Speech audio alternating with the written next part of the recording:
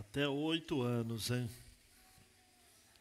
Abra sua Bíblia em 1 Samuel, no capítulo 18. Já pode soltar na tela, meu queridão, por favor?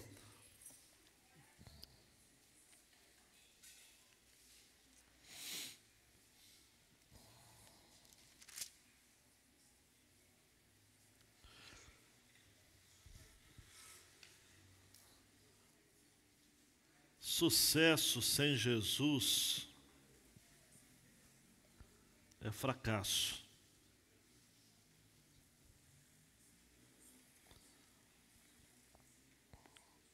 Chega um determinado momento da nossa vida que a gente precisa decidir.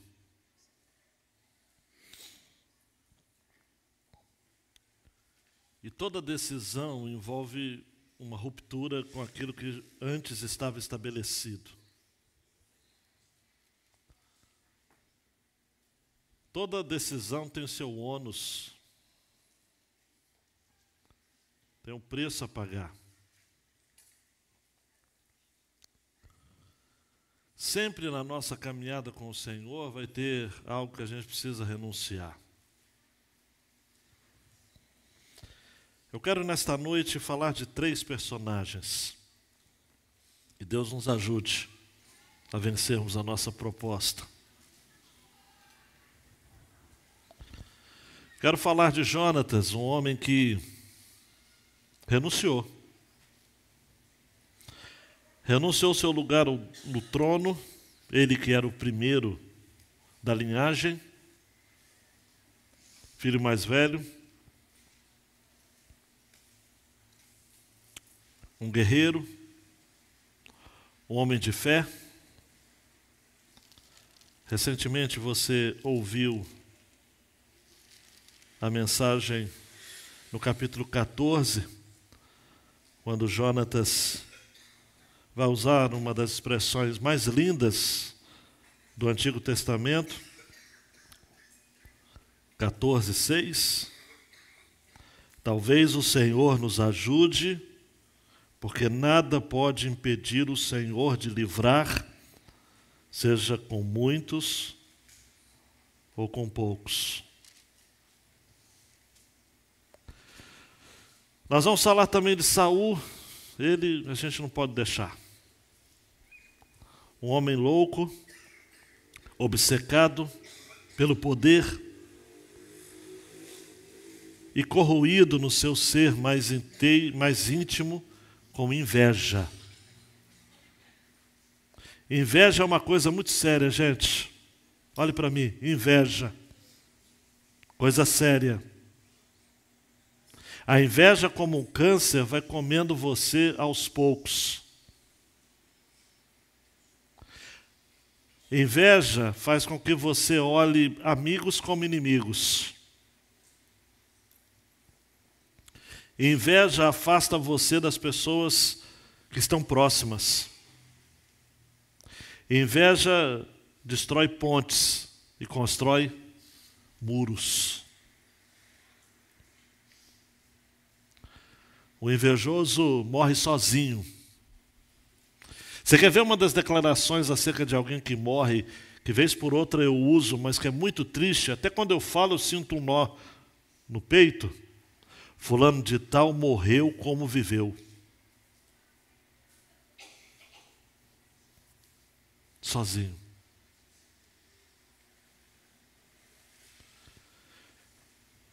E eu vou falar de Davi.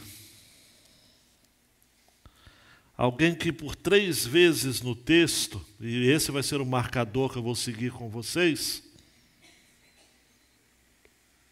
versículo 5. Davi saía onde quer que Saul o enviava e tinha êxito, de modo que Saul o pôs sobre as tropas do seu exército. E Davi era benquisto de todo o povo e até dos seus próprios, ou dos próprios servos de Saul. Versículo 15. Vendo que Davi tinha êxito, Saul ficou com medo dele. E do versículo 30. Cada vez que os chefes dos filisteus saíam à batalha, Davi obtinha mais êxito. do que todos os servos de Saul, e assim o nome de Davi se tornou muito estimado. Esses são os marcadores que eu entendo que nos ajudam a estruturar o texto. Davi tinha êxito. Ele nos ensina como sermos bem-sucedidos. Então que Deus nos ajude a vermos algo da vida de Jonatas, de Saul e sobretudo de Davi, para nos levar também a Jesus, aquele que nos faz bem-sucedidos em tudo, porque sucesso sem Jesus é fracasso, Jorge. Vamos ao texto. Primeiramente, os primeiros 5 versos. Depois de Davi ter falado com Saul, a alma de Jonatas se ligou com a de Davi, numa profunda amizade. E Jonatas o amou como a sua própria alma. Naquele dia, Saul reteve Davi e não permitiu que ele voltasse para a casa de seu pai. Jonatas e Davi fizeram uma aliança porque Jonatas o amava como a sua própria alma. Jonatas tirou a capa que vestia e a deu a Davi. Deu também a sua armadura, inclusive a espada, o arco e o cinto. Davi saía onde quer que Saul o enviava e tinha êxito, de modo que Saul o pôs sobre as tropas do seu exército. E Davi era benquisto de todo o povo e até dos próprios servos de Saul. Dando um clique em Mateus, a grande ideia desta passagem é de que Deus quer a sua fidelidade bem mais do que o seu sucesso, pois o seu sucesso está atrelado à sua fidelidade. Essa primeira parte, amados, nos ensina, dando um clique em Mateus, de que quem é bem-sucedido na vida acolhe amigos. Acolhe amigos. A pergunta que não quer calar, queridão e queridona, você tem amigos? Eu não estou falando daquela turma que baixa a cabeça sempre que você fala, que concorda com tudo. Eu não estou falando de galera. Eu também não estou falando de colega de trabalho. Eu não estou falando de parente. Eu estou falando de amigos. De gente que Deus nos presenteia ao longo da nossa vida. Você sabe como que esse texto termina no capítulo 17? Davi chega diante de Saul e diz: eu sou filho de Jessé, o belemita. Davi havia sido bem-sucedido no seu triunfo com Golias. Nisso Jonatas fica sabendo, ele que assistia àquela situação toda, e ele, filho do rei Saul, suposto herdeiro do trono, um homem que conseguiu se destacar em meio a uma geração de gente que não buscava o Senhor. O texto vai dizer que depois de Davi ter falado com Saul, eu sou filho do teu servo Jessé, o belemita, a alma de Jonatas se ligou com a de Davi. No hebraico literal, se costurou com a de Davi. Um poeta antigo vai dizer de que o amigo é aquele que compartilha a nossa alma. Amizades são 2 corpos em uma mesma alma. Gosto muito daquele texto de Atos, daqui a pouco eu vou dar o endereço. Da multidão dos que creram era um só o coração e uma só a alma. Amigo, eu não quero ser piegas com essa frase, é alguém que você pode pensar em voz alta. Só que antes que você pare e fique pensando que Davi e Jonatas, Levi, tinham idades semelhantes, tira isso da sua cabecinha. A diferença de idade entre Jonatas e Davi era de aproximadamente 30 anos. Davi deveria ter os seus quase 20 anos e Jonatas quase 50 anos. A amizade deles é como a amizade de um jovem, um rapaz, com um homem maduro, um irmão mais velho. Eu não quero me delongar, mas é isso que é as novas gerações. Homem aprende a ser homem com outro homem, olhando o outro homem. Se o homem convive só com mulher, ele passa a andar como mulher, falar como mulher, e aí eu nem vou entrar em detalhes, porque você já sabe o que vai dar essa história. Nós aprendemos a ser homem por imitação. É convivência. Fala como homem, rapaz. Haja como homem. Jonatas se encontrou. A alma de Jonatas se costurou com a alma de Davi. Irmã Helenice, eu não sei se ouve isso, mas Jonatas falou: eu vou passar alguma coisa para esse menino. Eu vou ajudar ele.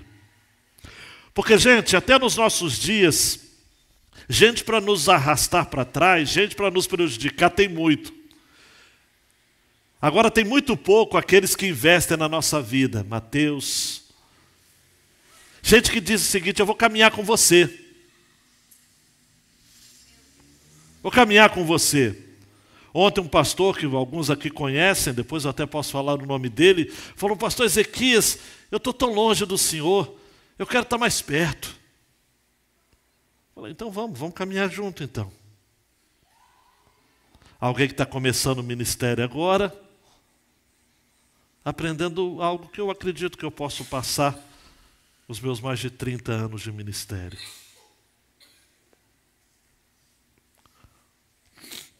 Jonatas era mais velho que o jovem adolescente. Era um herói nacional.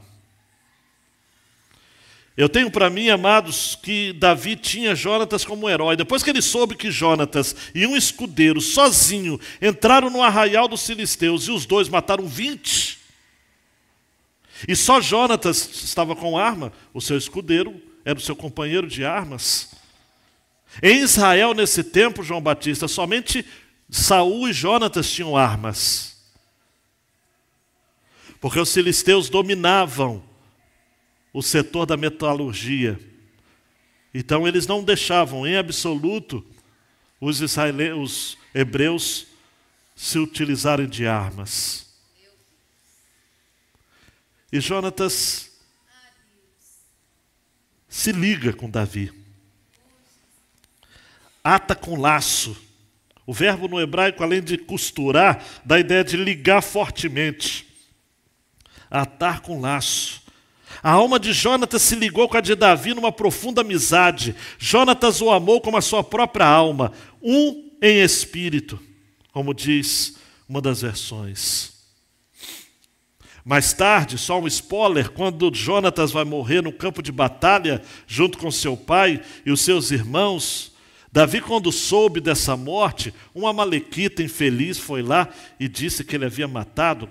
Se deu mal, mentiu e se deu mal ainda. Você vai lá em 2 Samuel 1, você vai ler. Davi escreve um salmo em homenagem a Jonatas. 2 Samuel 1, 25 e 26. Como caíram os valentes no meio da batalha. Jonatas sobre os montes foi morto. Estou angustiado por sua causa. Meu irmão Jonatas, você era amabilíssimo para comigo. Excepcional era o seu amor, ultrapassando o amor de mulheres. É aí que tem gente com mente perversa, que diz que Davi e Jonatas tinham um relacionamento homoafetivo. Somente uma geração tão depravada como a nossa pode ver isso, nesse texto. Valmir, quando Davi fala assim, o seu amor, Jonatas, era excepcional, ultrapassava o amor de mulheres, é óbvio que existe o amor eros, o amor, no grego a gente entende, né? O amor de um homem para com a mulher, e existe esse amor filéu no grego, né? Esse amor de fraternidade, de amizade. Claro que existe, amados, só que hoje em dia está difícil. Duas meninas começam a andar muito juntas, a gente já fica, opa. Dois meninos que começam a conversar juntos. Ontem, no encontro dos homens, eu vi dois rapazes, o Iago e um outro, e mais novo, eu perguntei, está vendo o discipulado aí, está passando alguma coisa de bem para esse garoto mais novo, Iago? Ele deu aquela risadinha, mas eu espero que tenha passado. É alguma coisa boa. A gente precisa de amigos, amados. O Roberto Carlos cantava, eu quero ter 1 milhão de amigos. A gente precisa de amigos, amados. O homem bem-sucedido acolhe amigos. Esse vínculo de amizade, quando observamos esse vínculo que se desenvolveu entre Jonatas e Davi, nós vemos que não havia base natural para essa forte amizade. Jonatas poderia, sem sombra de dúvidas, amados, não querer saber de Davi em hipótese nenhuma, porque Davi era um rival. Mas Jonatas, ao compartilhar a sua armadura, ao compartilhar a sua espada, ao compartilhar o seu cinto, ao compartilhar as suas vestes com Davi, ele estava abrindo mão, amados, do seu trono. Há quem ache que esse texto não quer dizer isso tudo, mas eu acho que tem sim. De algum modo, amados, que nós não sabemos como, porque Samuel havia ungido a Davi no capítulo 16, numa cerimônia privada, familiar. Nem Saul suspeitava que Davi seria o futuro rei, porque senão a coisa já teria ficado ruim para ele. Mas Jonatas, Regina, eu creio que de alguma forma viu o invisível. Viu naquele rapazinho que com uma funda e uma pedra havia acabado de matar o Golias de 3 metros de altura e disse o seguinte, eu quero ser servo desse cidadão. Eu vou renunciar à minha posição. Eles não tinham idade próxima, eles não pertenciam à mesma classe social. Davi disse para Saul, eu sou Davi, filho de Jessé, o belemita. Isso é para contrastar com Jonatas, que era filho de Saul. Eles não eram nem de tribos semelhantes ou iguais. Jonatas era da tribo de Benjamim, Davi era da tribo de Judá. Tinham experiências distintas. Jonatas havia crescido com seu pai rei, desfrutando das benesses, embora tenha sido um guerreiro bom, dos bons. Davi, amados, era cuidador de ovelhas do seu pai, ele era pastor de ovelhas. Mas olhe para mim, ambos tinham fé em Deus. O coração de Jonatas era unido de Davi, porque Davi incorporava aquilo que era mais precioso no coração de Jonatas, o amor pelo Senhor. Nós precisamos, amados e amadas, termos amigos que nos coloquem para cima. Nós precisamos ter amigos que nos levem para perto de Deus. Tem gente que só tem amigo que não presta. Tem gente que atrai gente ruim. Deve ser porque é gente ruim mesmo. Jonatas e Davi se uniram porque ambos tinham o coração ligado a Deus. Quando Davi lutou contra o gigante em nome do Senhor, Jonatas deve ter pensado, eu gosto desse menino, vou caminhar com ele, porque ele ama o Deus que eu amo.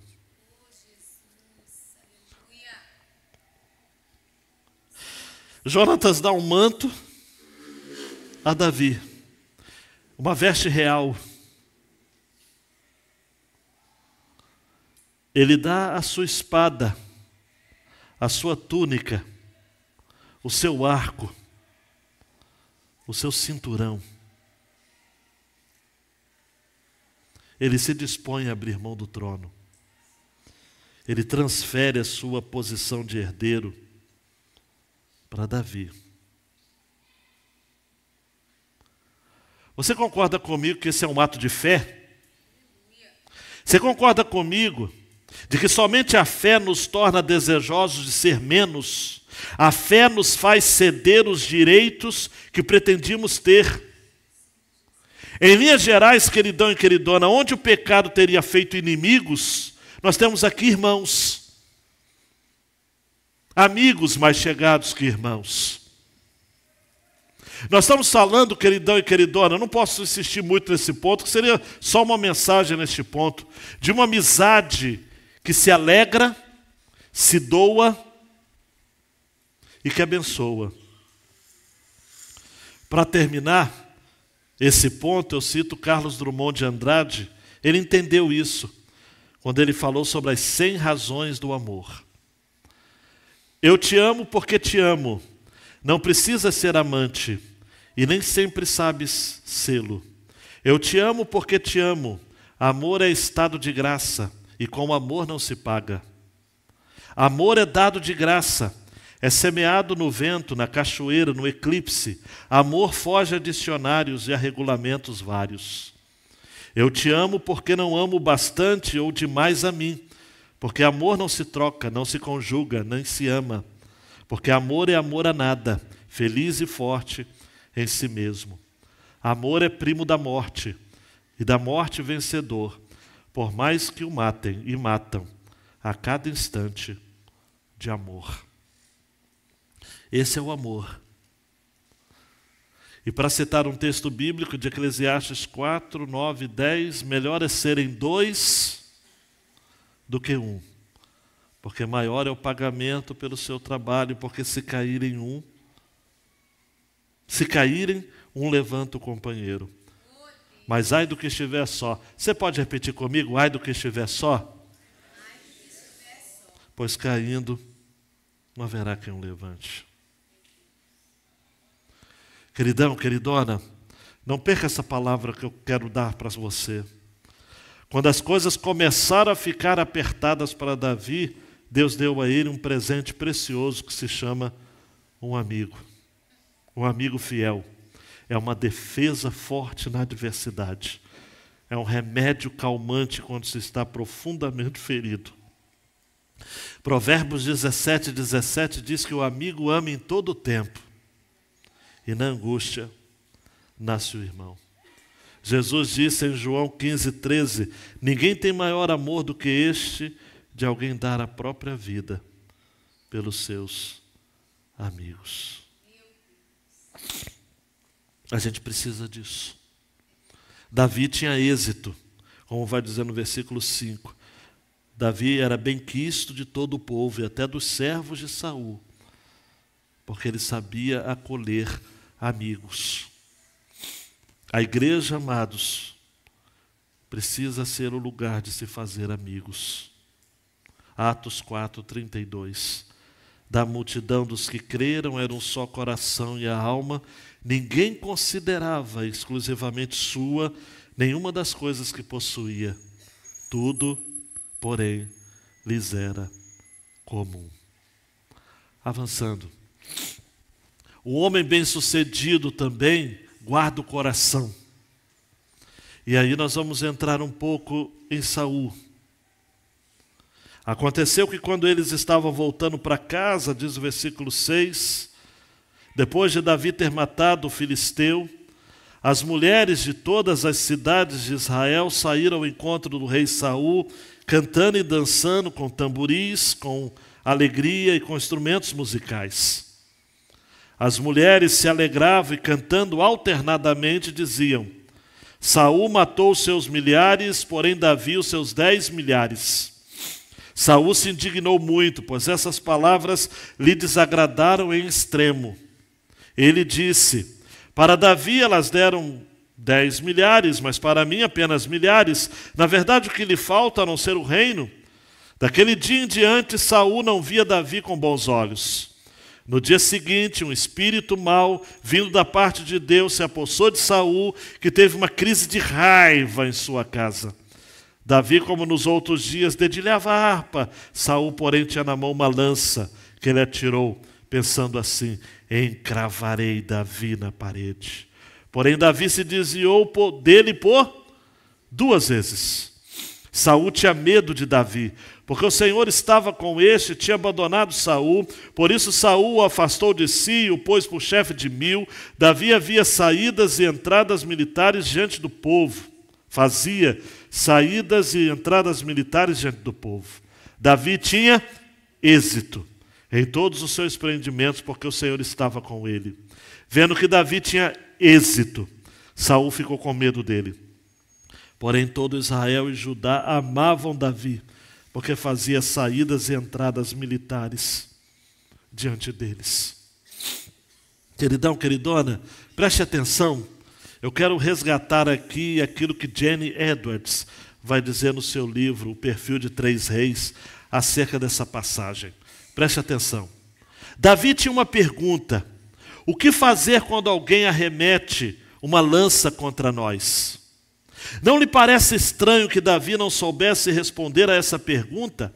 Afinal, todos no mundo sabem como proceder quando alguém atira uma lança contra eles. Ora, a gente agarra a lança e arremessa de volta.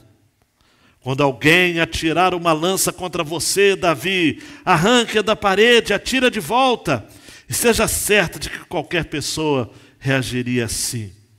E ao praticar essa pequena façanha de devolver lanças que lhe atiram, você provará muitas coisas. Você é valente. Você defende o direito, você toma corajosamente posição contra o erro, você é forte e não se deixa levar por onde queiram, você não dá lugar à injustiça, nem ao tratamento desleal, você é o defensor da fé, guarda da chama, detector de toda heresia, você não será vítima da injustiça. Todos esses atributos combinam-se então para provar que você também é, obviamente, candidato ao trono real. Sim, talvez você seja ungido do Senhor, mas segundo a ordem do rei Saul. Existe ainda a possibilidade de que uns 20 anos após a sua coroação, você venha a ser o mais incrível especialista na arte do arremesso de lanças em todo o reino. E também, com certeza, nessa altura, como Saul, você vai estar completamente louco. Ao contrário, preste atenção nesse ponto, amados, não se desvie por nada. Ao contrário de qualquer outro na história do arremesso de lanças, Davi não sabia o que fazer quando uma era atirada contra ele. Não arremessava as lanças de Saul de volta contra o rei, nem fabricava ele mesmo lanças para as atirar de volta. Havia algo diferente em Davi, ele só fazia desviar-se. O que pode um homem fazer, especialmente se for jovem, quando o rei decide utilizá-lo para seus exercícios de tiro ao alvo? O que acontecerá se o jovem preferir não retribuir o cumprimento? Primeiro, ele tem de fingir que não vê as lanças, ainda que elas venham bem na sua direção. Segundo, tem também de aprender a baixar-se rapidamente. Por fim, deve fingir que não aconteceu absolutamente nada. Pode-se perceber facilmente quando alguém foi atingido por uma lança. A pessoa reflete a cor profunda da amargura. Davi jamais foi atingido. Pouco a pouco aprendeu um segredo muito bem guardado. Descobriu 3 coisas que lhe impediram de ser atingido.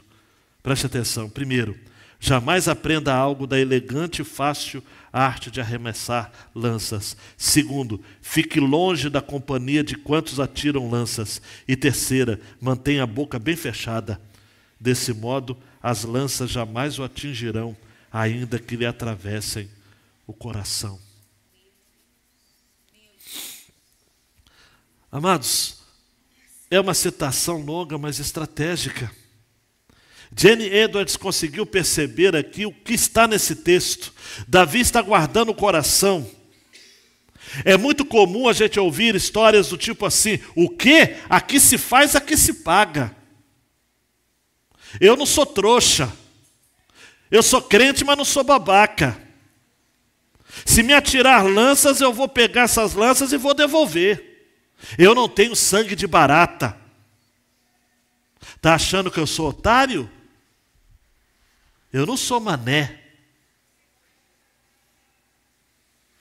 Mas, amados e amadas, preste atenção.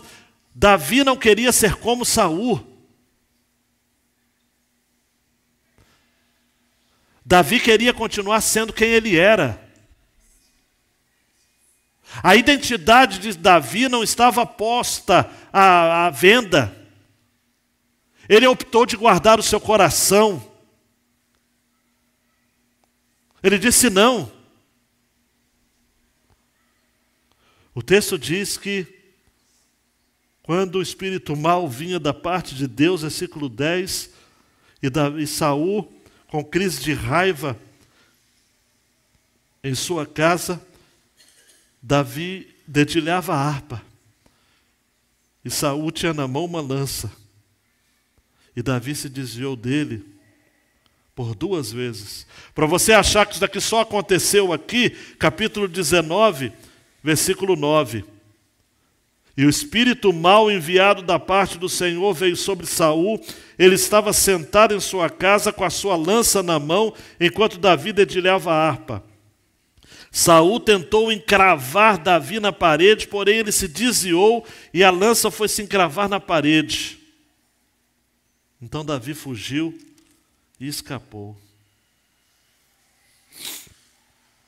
Queridão, queridona, o canto das mulheres não seduziu a Davi. O canto das mulheres não fez Davi acreditar que ele era maior do que Saul. Saul matou os seus milhares, Davi os seus 10 milhares, não fizeram a cabeça de Davi, porque ele sabia, amados, que aquilo que Deus tinha para ele iria chegar no tempo de Deus. Nós precisamos aprender, amados e amadas, a guardar o nosso coração, de tal modo que a gente não se deixe levar pelos invejosos, que a gente tem que, infelizmente, conviver com eles. E nas situações difíceis que a gente tem que encarar, uma curiosidade rápida aqui, qual outro personagem de 1 Samuel que também usava lanças? É ele mesmo, é o falecido Golias. Saul era da mesma qualidade de Golias. Confiavam nas armas. Tem gente que acha que é mais homem com revólver. Tem gente que confia na arma que guarda em casa, guarda no carro, guarda no escritório. Davi era homem de Deus, amados. A lança vinha e ele fazia o quê?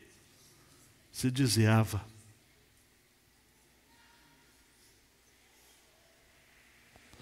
Aos moldes dos nossos dias hoje, Davi seria tido como um fracote.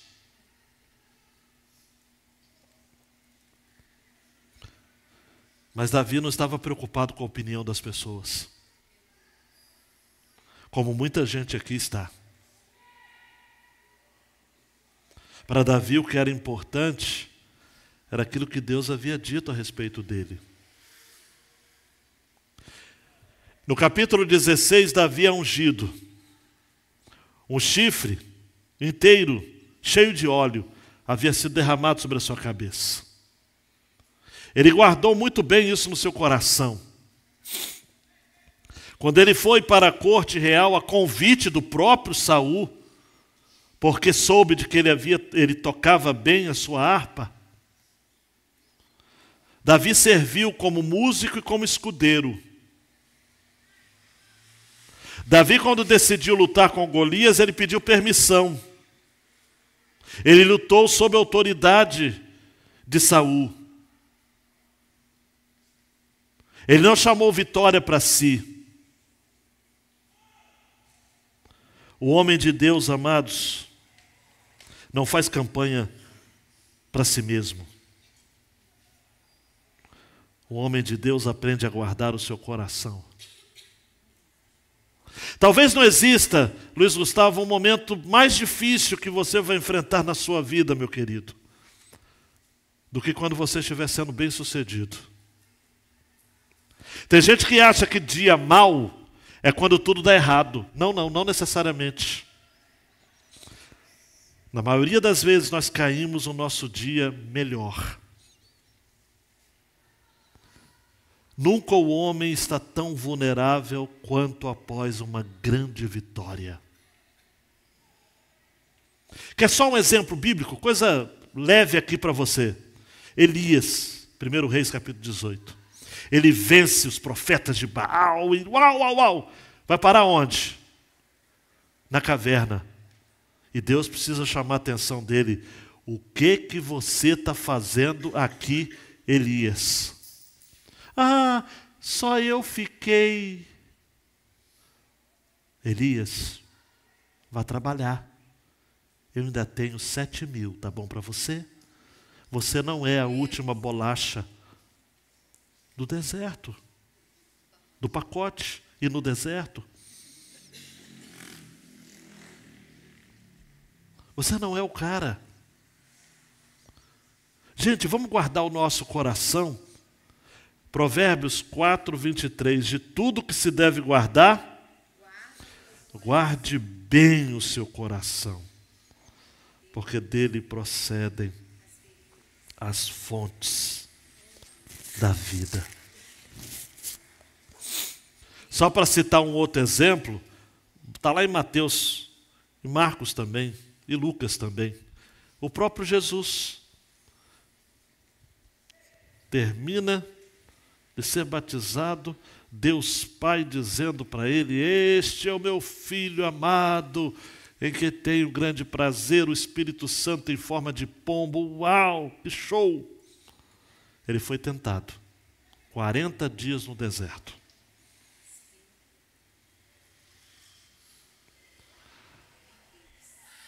E só para não cansar você, mas falando de novo, 2 Coríntios 12, Paulo,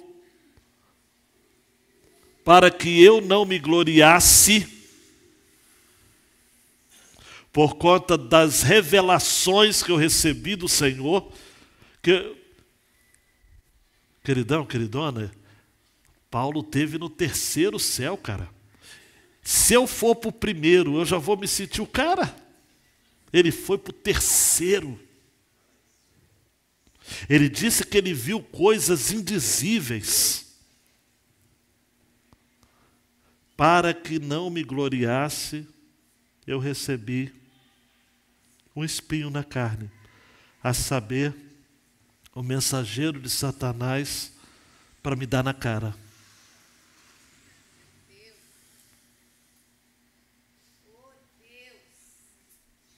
E aí você acha que quando você estiver na pindaíba que vai ser difícil para você? Nananina, não.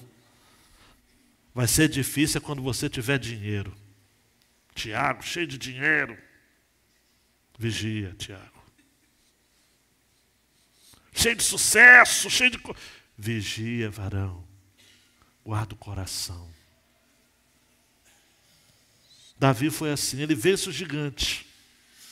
E agora se desvia da lança de Saul. Mas em nenhum momento ele diz para Deus: Deus, é isso que eu recebo por te servir? Não. Ele prossegue.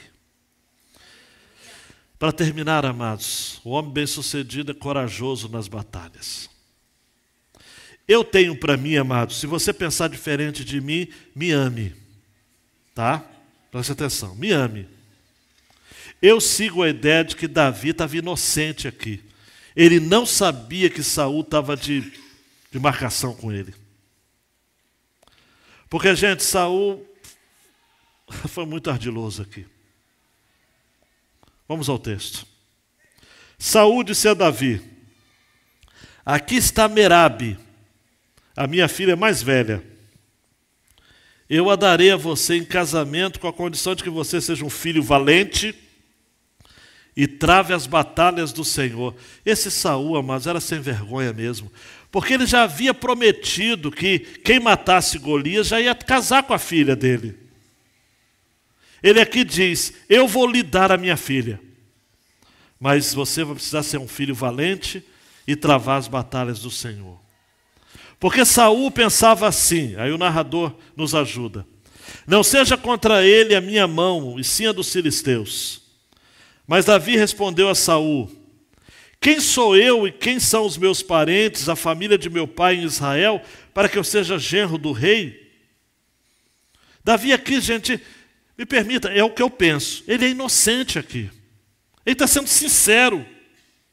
Ele está dizendo, meu rei, quem sou eu? Eu sou filho de Jessé, o belemita. Quem é minha família para que eu seja genro do rei? Prossiga. Mas aconteceu que na época que Merabe, filho de Saul, devia ser dado em casamento a Davi, foi dada por mulher a Adriel, meolatita. Mais tarde essa mulher Merabe vai perder 3 dos seus 5 filhos, que foram mortos em sacrifício por conta daquela situação dos gibeonitas. Nós vamos chegar lá. Essa mulher sofreu, viu? Sofreu. Pensa numa mulher que sofre. Sofreu. Merabe. Guarda o nome dela. Mas Mical, e aí? A outra filha de Saul amava Davi. Contaram isso a Saul, isso agradou a ele. Porque Saul pensava assim: eu a darei em casamento a Davi para que ela lhe sirva de armadilha e para que a mão dos filisteus venha a ser contra ele. Por isso Saul disse a Davi: com esta segunda você será hoje o meu genro. Saul ordenou que os seus servos falassem confidencialmente com Davi, dizendo: o rei tem afeição por você, e todos os servos dele amam você. Sendo assim, concorde em ser genro do rei. Os servos de Saul falaram essas palavras a Davi, o qual respondeu: vocês acham que é pouca coisa ser genro do rei, sendo eu um homem pobre, sem importância? Os servos de Saul lhe contaram isso, dizendo: essas foram as palavras que Davi falou. Então Saul ordenou que dissesse a Davi: o rei não deseja dote algum. Porque Davi deve ter pensado: como é que eu vou pagar, gente, essa mulher? Nesse tempo, amados, e os rapazes aqui deveriam dizer amém, que esse tempo passou, mas poderia voltar. Para você casar, você teria que pagar um dote ao pai da noiva. Não era assim, Pedro, essa coisa de chegar e seu Washington, eu vou casar. Não, não.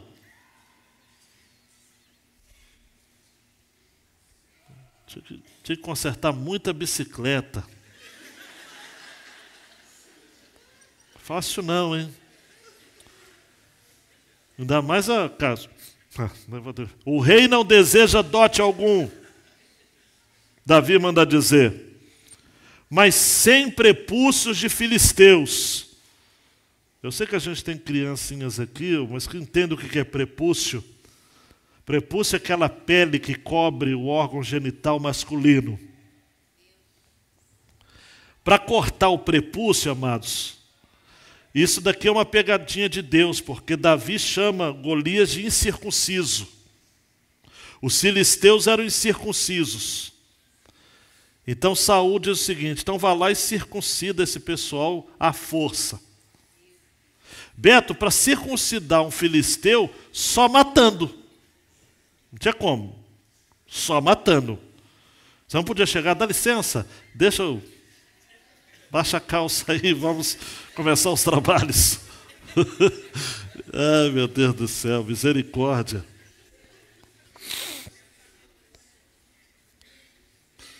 Como vingança contra os seus inimigos. Porque Saul tentava fazer com que Davi fosse morto pelos filisteus. Gente, sem prepúcio é muita coisa. É sim ou não é? Sem prepúcios. Quando os servos de Saul relataram essas palavras a Davi, esse gostou da ideia de vir a ser genro do rei. Eu não sei por que Davi mudou tão rápido de ideia assim. Eu não sei se ele olhou Mical assim de jeito, falou: não, Mical, me calma. Davi se levantou, antes de vencido o prazo, partiu com seus homens e mataram 200 filisteus.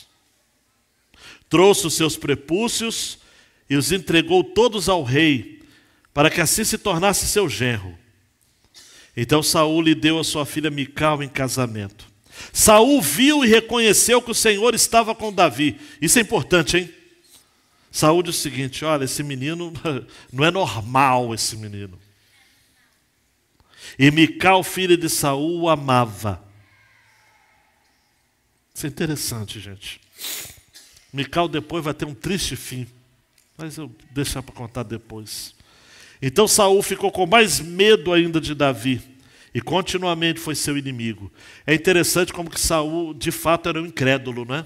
Ele reconheceu que que o Senhor estava com Davi e mesmo assim fez dele o seu inimigo. Cada vez que os chefes dos filisteus saíam à batalha, Davi obtinha mais êxito do que todos os servos de Saul. E assim o nome de Davi se tornou muito estimado. Olhe para mim. Saul resolveu cumprir a promessa, mas do jeito dele. Chamou Davi, o encorajou a se casar primeiro com a sua filha mais velha, Merabe. Mas na verdade, Saul tinha uma inveja no coração. E a trama de Saul era fazer com que Davi, agindo de maneira imprudente e ambiciosa, pudesse ser morto. A inveja é a mãe da maldade e dá à luz o homicídio. Merabe foi entregue a outro homem, surge Mical, mas Mical foi dada a Davi por Saul para que fosse laço, armadilha. Talvez, amados, Saul pensasse que Mical poderia influenciar a Davi a adorar outros ídolos, porque Mical era idólatra. Mical não tinha fé em Deus. Em 2 Samuel capítulo 6:16, quando a arca do Senhor volta à cidade de Davi, Jerusalém, Mical olha pela janela e vê Davi dançando, saltando diante do Senhor, e o texto vai dizer que ela o desprezou no seu coração. Quando Davi chega em casa todo feliz, dizendo: o quê? O Senhor voltou, a arca do Senhor voltou. Mical olhou para ele e colocou a mão na cintura e disse: que bela figura fez o rei de Israel no dia de hoje, descobrindo-se diante das servas dos seus servos, como se descobre um sem vergonha qualquer. Esse é o termo que é usado na Bíblia, na versão NAA. Davi diz para Mical: eu fiz isso diante do Senhor que me escolheu em lugar de seu pai e de toda a casa dele, ordenando que eu fosse príncipe sobre o povo do Senhor. Foi diante do Senhor que eu me alegrei. Só que Mical não tinha olhos para o Senhor. E como eu disse que ela sofreu, segundo Samuel 6:23, diz que ela não teve filhos até o dia da sua morte. Eu só quero fazer uma correção, mas um comentário aqui. A gente ri tudo dessa coisa de Davi. Era para matar 100 filisteus, ele mata 200. Ele mostra coragem. Mas eu tenho para mim, amados, que aqui Davi erra na mão, como em outros momentos da sua vida. Davi era exagerado naquilo que lhe davam de ordens. Era para matar 100, ele matou 200. Davi era um homem que se envolvia em batalhas, ele era um guerreiro. E Davi recebeu uma reprimenda do Senhor ao final da sua vida. Só quero lembrar a você. Francisca, quando Davi disse o seguinte: deixa eu, Senhor, chama Natã, o profeta, dizendo o seguinte: olha, Deus tocou no meu coração. Se ele fosse pentecostal, ele diria: eu senti de Deus, né? Deus colocou no meu coração que eu devo construir o templo. Natã falou com ele o quê? Pode. Legal. Natã volta para casa, o Senhor incomoda Natã enquanto ele está dormindo, dizendo: Natã, quem mandou você falar? Fui eu que mandei? Vai lá e fala que não. E o que Natã falou? Está lá em 1 Crônicas 28:3. Você não edificará um templo ao meu nome, porque é homem de guerra e derramou muito sangue. Olhe para mim, queridão e queridona. Coragem nas batalhas é um ponto alto de Davi. O Senhor estava com ele. Ele tinha êxito. Mas junto com a coragem, Davi, que não era perfeito, derramou sangue demais. E pagou o preço alto por conta disso. Por isso que Davi não é o nosso redentor. Teria de vir alguém da descendência de Davi, que fosse alguém chamado pelos profetas, sobretudo por Isaías 9:6, de príncipe da paz. Alguém que não teve qualquer envolvimento com guerras, amados, muito pelo contrário. Alguém que disse, pelo contrário, está lá registrado em Mateus, aquele que se utiliza da espada, fere com espada, pela espada será ferido. Alguém que foi contado com os transgressores, segundo Isaías 53, mas ele não foi culpado de crime algum. Alguém que, segundo os evangelhos, quando Pedro entra na sua frente para defendê-lo, cortando a orelha de Malco, ele pega e repõe a orelha no lugar. Tá bom para você? Porque Jesus, o filho de Davi, não era homem sanguinário, era homem de dores. Nós precisamos de Jesus, amados. Jesus é melhor do que Davi. Por isso que o tema da mensagem de hoje foi: sucesso sem Jesus é fracasso. Eu poderia pregar nesta noite um sermão moralista, dizendo: seja bem-sucedido, hein? Primeiro ponto, acolha amigos. Segundo ponto, guarde o coração. Terceiro ponto, seja corajoso nas batalhas. Quem quer ser como Davi? Não seja como Davi. Seja como Jesus. Aleluia.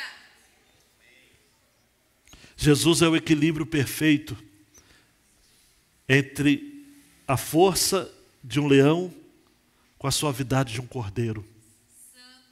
Apocalipse 5. Ele é alguém que, ao mesmo tempo, amados, que enfrentou os vendilhões no templo com as orraques, expulsando aquela turma toda, é o mesmo que vai dizer em Mateus: vinde a mim todos que estão cansados e oprimidos, que eu vos aliviarei. Tomai sobre vós o meu jugo e aprendei de mim, que eu sou manso e humilde de coração. Olhe para mim, queridão e queridona, na hora de imitar alguém, não imite a Davi. Imite naquilo que Davi imitou a Jesus, se desviando das lanças, guardando seu coração, acolhendo amigos, sendo corajoso, mas não os excessos não. Siga completamente a Jesus. Você quer ver um exemplo também de como que a gente pode ver Jesus nesse texto? Mateus, melhora e prega depois. Jonatas tira a sua roupa, a sua armadura, o seu cinto, a sua espada e dá a Davi, apontando para Jesus, que um dia se despiu na cruz do Calvário para nos vestir, esvaziou-se para nos encher. Ele fez mais do que Jonatas. Ele se vestiu com trapos, ele levou nossos pecados para a cruz. E 1 João 4 vai dizer: nisto consiste o amor, não em que nós tenhamos amado a Deus, mas é que Ele nos amou e enviou seu Filho como propiciação pelos nossos pecados. Eu não vou fazer as aplicações, já fiz ao longo do sermão. Deixa a última tela, por favor, Mateus, para reforçar esse ponto. Davi tinha bom êxito. Davi teve êxito. Davi teve êxito.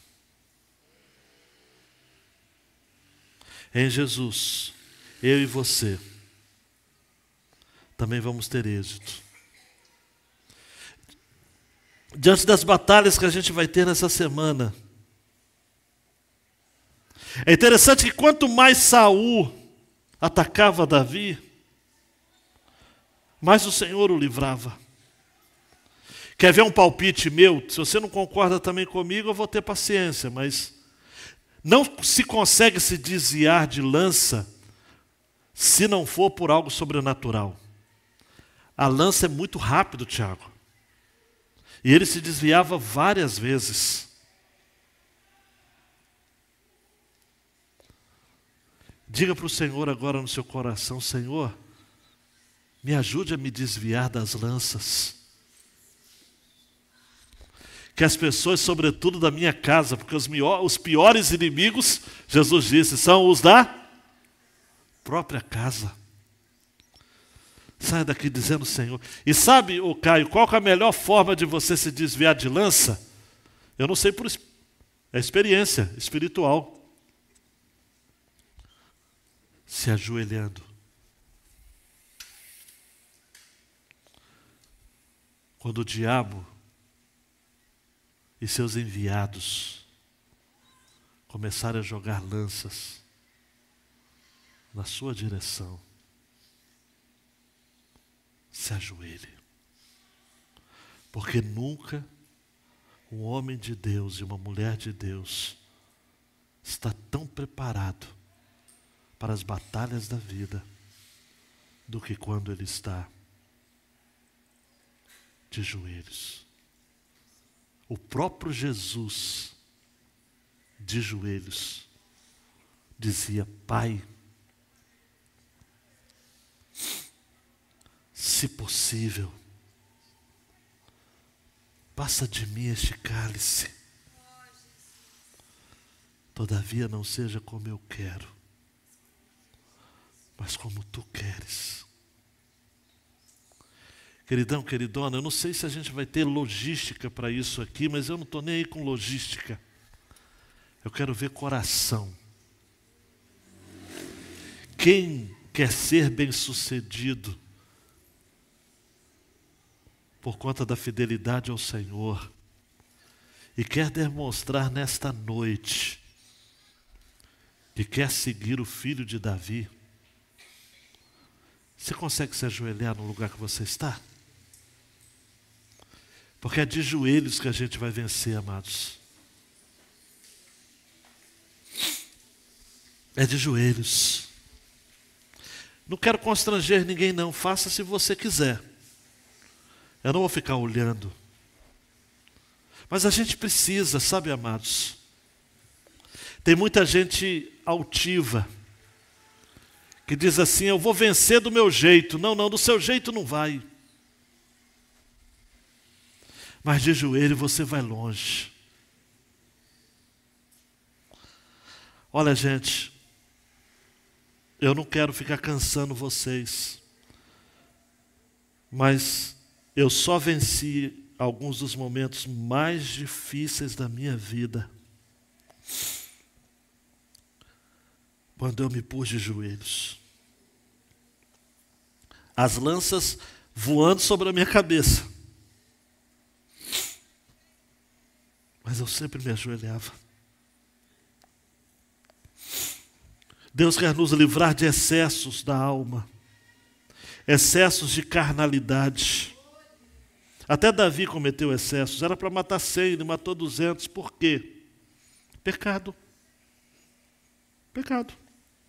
Não tem explicação. Pecado. Até para obedecer a gente precisa tomar cuidado, porque a gente precisa obedecer aquilo que Deus manda, porque se a gente fizer a mais, é pecado também. É pecado. Homem sanguinário. Davi era um homem sanguinário. Não precisava. Deus, a tua igreja está de joelhos. Ah, Deus, é de joelhos que a gente consegue vencer. Porque as lanças, ó Deus, fazem unidos aos nossos ouvidos. Não é fácil não, Deus. Gente invejosa, gente que quer o nosso mal. E por mais que o Senhor nos dote de amigos como Jonatas e outros ao longo da história que se tornaram próximos uns dos outros. É fato que tem gente que intenciona mal, tem gente que joga lanças, tem gente que quer nos colocar no campo de batalha. O próprio Davi, que era pecador, fez isso com Urias. Colocou Urias na frente de batalha, está lá em 2 Samuel, a partir do capítulo 12, para que ele morresse. Davi fez o que Saul fez com ele, ou tentou fazer com ele. Urias morreu, e Davi pagou um preço alto. Não dá, Deus. Não dá para a gente obedecer ao Senhor do nosso jeito. Não dá para a gente se desguardar, se descuidar. É de joelhos que a gente vai vencer. Porque o Filho de Deus, nos momentos difíceis, ele também se punha de joelhos. E ele venceu. No nome de Jesus. Amém. Se coloca de pé, queridão. Se coloca de pé, queridona.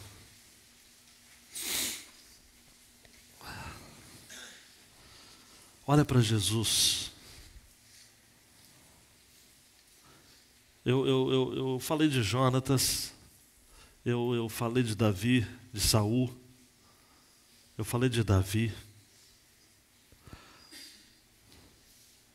Mas a gente não pode tirar os olhos de Jesus.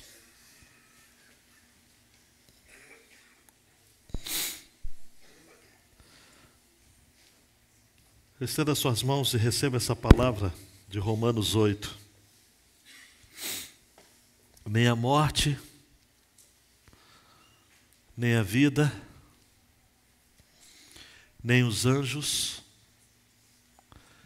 nem os principados, nem as coisas do presente, nem do porvir, nem os poderes, nem a altura, nem a profundidade, nem qualquer outra criatura poderá separar-nos do amor de Deus que está em Cristo Jesus, nosso Senhor.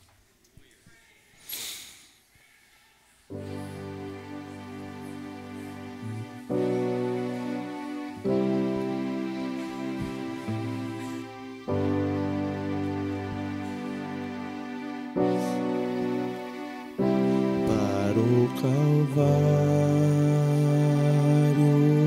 olharei, onde por mim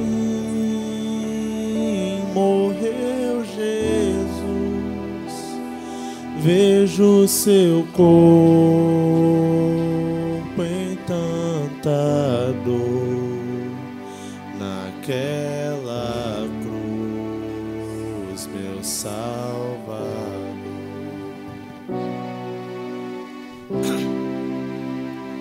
Seu corpo sepultado foi na tumba que José comprou. Sozinho ali o rei ficou, Jesus Messias, o Senhor.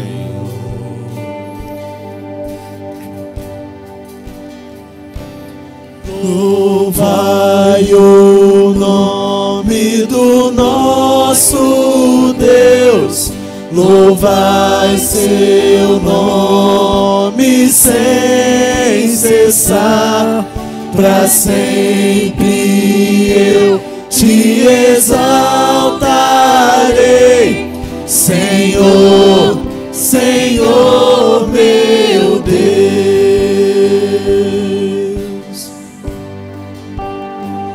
E no terceiro dia então o Filho enfim ressuscitou. Onde está a morte, teu aguilhão? A Cristo Rei, adoração.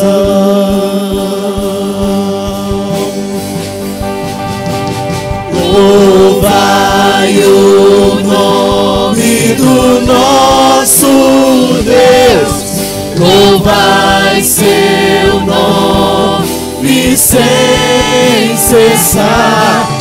Pra sempre eu te exaltarei, Senhor, Senhor meu Deus.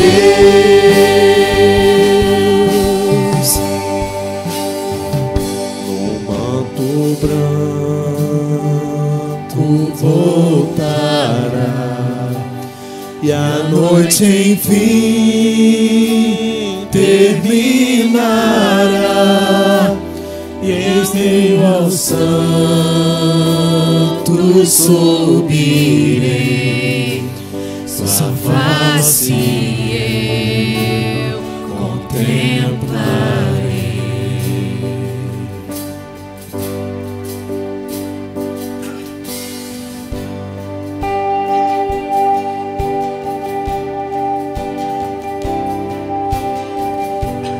Diante das lutas, das batalhas com os Saúls dessa vida,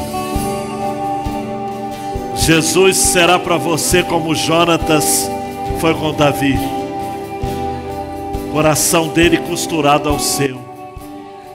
Se desvie das lanças, não as devolva, continue adorando, continue confiando que o Senhor é quem lhe dará êxito em meias batalhas dessa vida. Erga bem alta a sua voz, faça tremer este lugar e o seu coração, exaltando o nome dele assim. Louvai o nome do nosso Deus, louvai seu nome sem cessar.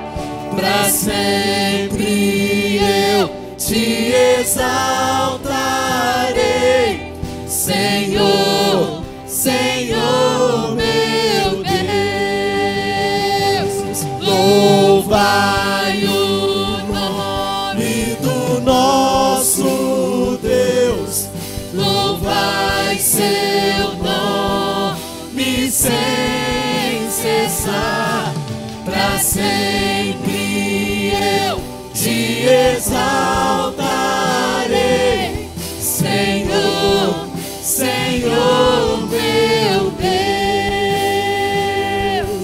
Senhor, Senhor meu Deus. Senhor, Senhor meu Deus.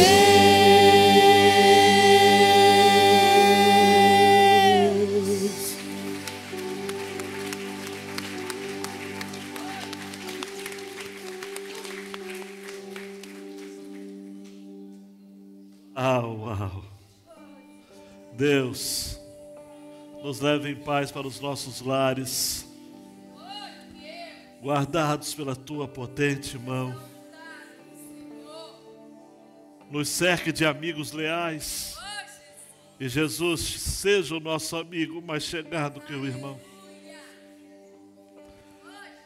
Livre, ó Pai, das invejas, e a partir do momento que os invejosos nos jogarem lanças, que possamos retribuir de joelhos, dizendo como Jesus e como Estevão: Senhor, não lhes imputes este pecado, perdoa-lhes, porque não sabem o que fazem. E nos dê coragem para enfrentarmos as batalhas da vida, mesmo que hajam inimigos sorrateiramente desejando o nosso mal. Nos guarde deles e nos guarde de nós mesmos. ter misericórdia de nós nesta caminhada. E que possamos continuar caminhando,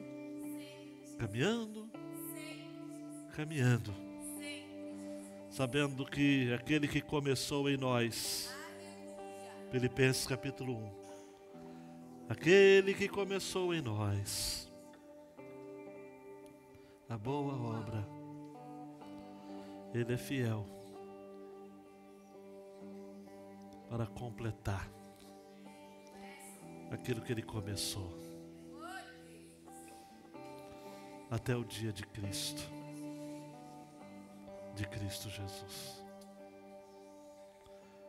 No nome de Jesus. Se assente, ore, queridão, queridona. Eu vou estar à porta para cumprimentar vocês. Boa semana a todos.